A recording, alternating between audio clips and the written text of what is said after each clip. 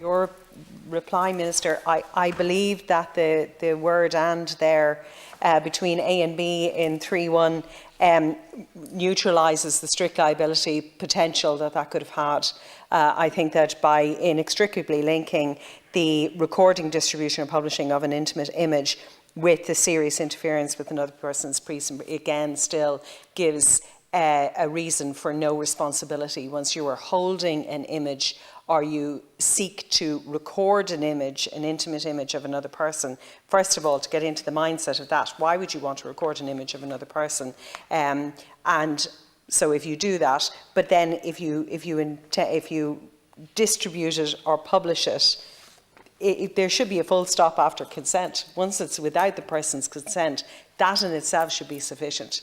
And so to have that as the lesser offence would have been sufficient. But to necessitate that it is such that it causes it's serious interference, seriously interfere with the other person, that bar of seriously, I completely concur with Senator Éireann's view on it, and that they have to have their privacy, they have to be caused alarm, distress or harm, and they shouldn't have to. There should be a level of ethic within our law that goes, it's not okay to record an intimate image of another person, full stop, without their consent, full stop.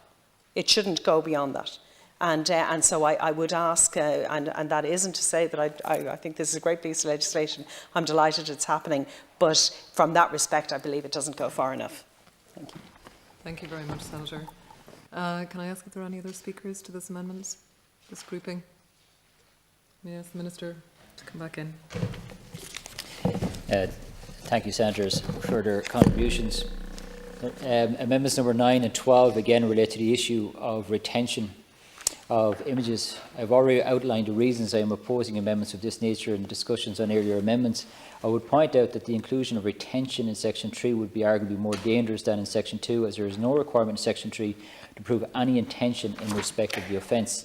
I am not satisfied that this would be appropriate and therefore cannot support these amendments.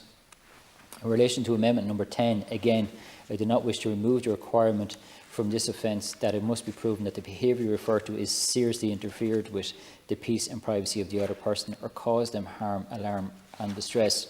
The Law Reform Commission recommended that the elements of this offence should include harm, and I am satisfied that this is appropriate in all the circumstances. Amendment number 11 seeks to replace the requirements in relation to the impact of the victim with a reasonable person test. I would like to reiterate to the Senators that this offence is one of strict liability. There is no intention required, and as such it needs to be very clear in its scope. For this reason, I will be opposing that amendment. Just to reiterate, intention is irrelevant to this section. Amendment number 13 attempts to insert a provision to include a rebuttal presumption that the person who commits an offence under Section 3 intended the natural and probable consequences of their actions. This is unnecessary, as there is no requirement to prove any intention on the part of the defendant under this section. It simply does not fit with the offence, and furthermore it is generally speaking the case that, and I appreciate Senator Éireann's comments about that, it was referring to another section, but within criminal law a person is presumed to have intended the natural and probable consequences of their actions. That is the test within criminal law, because it's just impossible to actually prove what was going on in a person's mind and their actual intention. So the natural and probable consequences is well established within criminal law, and I would be concerned about including it when it's not included in other criminal offences, that it may be used to kind of try and actually end up distinguishing this offence from other criminal offences, and as it is meant to intended to be. Thank you. Thank you, Minister. Can I ask if there are any other senators who wish to speak? Senator Seery-Kearney. I completely accept that. However, while the intention of the perpetrator is irrelevant to the offence, the experience of the victim is a necessary element.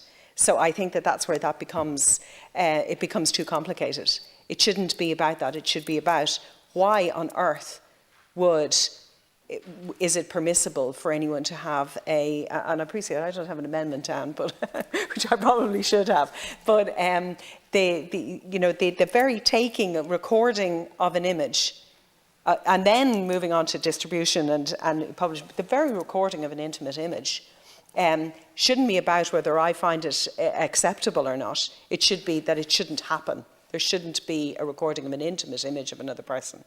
You know, that just shouldn't take place.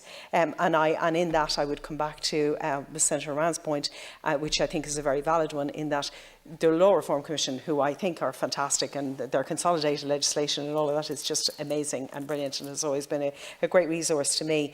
But their report in this regard is a couple of years out of date. You know, and we have moved on as a society. What is permissible and acceptable in privacy and interference with privacy, and the threshold of what is now the assertion of privacy is in a very different place, even in a matter of a couple of months, let alone a couple of years. So I just think we need to come back and have a look at that at a later stage. This is and maybe that's in the context of the review a year from now, but appreciating criminal offences, the charging and the arriving to court a year might be too soon. But I think that we need to have a threshold of what is okay in our society, and that we have an opportunity to do that in the future. Thank you, Senator Seery-Kearney. If I can ask Senator